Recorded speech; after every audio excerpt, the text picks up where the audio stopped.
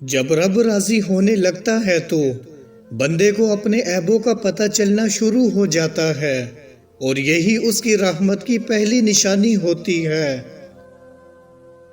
یہ دو باتیں اپنے اندر پیدا کر لو، ایک چپ رہنا اور دوسرا معاف کر دینا، کیونکہ چپ رہنے سے بہتر کوئی جواب نہیں اور معاف کر دینے سے بہتر کوئی انتقام نہیں۔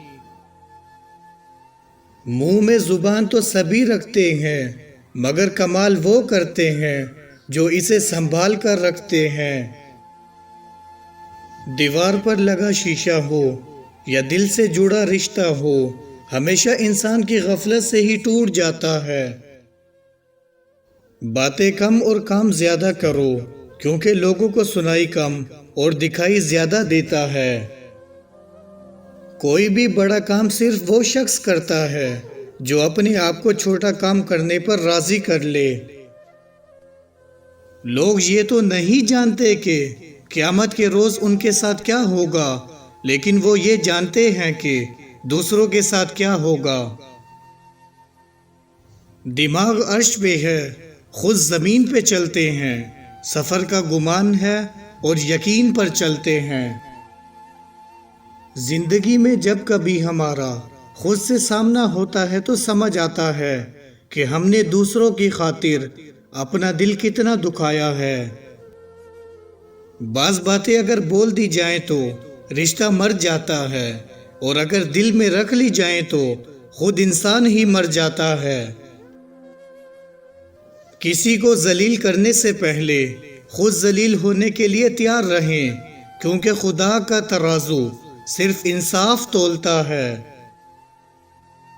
مرد کے لیے عورت بڑی عجیب چیز ہے، مل جائے تو نظر نہیں آتی، نہ ملے تو اس کے سوا کچھ نظر نہیں آتا۔ جب ہم کسی رشتے سے تھکنے لگ جاتے ہیں تب ہمیں اس میں صرف خامیاں ہی نظر آنے لگتی ہے۔ اپنے بہترین وقت کو نماز کے لیے وقف کر لو، کیونکہ تمہارے سب کام تمہاری نماز کے بعد قبول ہوں گے۔ دعا تو دل سے مانگی جاتی ہے، زبان سے نہیں۔ اے اقبال، قبول تو اس کی بھی ہوتی ہے جس کی زبان نہیں ہوتی۔ مسکرانے سے شروع اور رلانے پر ختم، یہ ایک ظلم ہے جسے لوگ محبت کہتے ہیں۔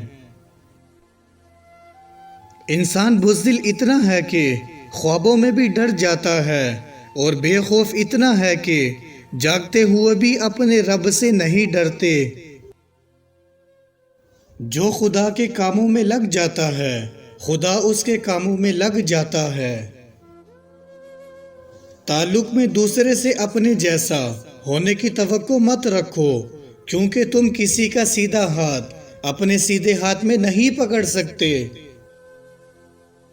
میں ایسے رشتوں کو نہیں مانتا جو دکھ درد میں سہارا دینے کے لیے تو غائب ہوں مگر تانا دینے کے لیے حاضر ہو جائیں۔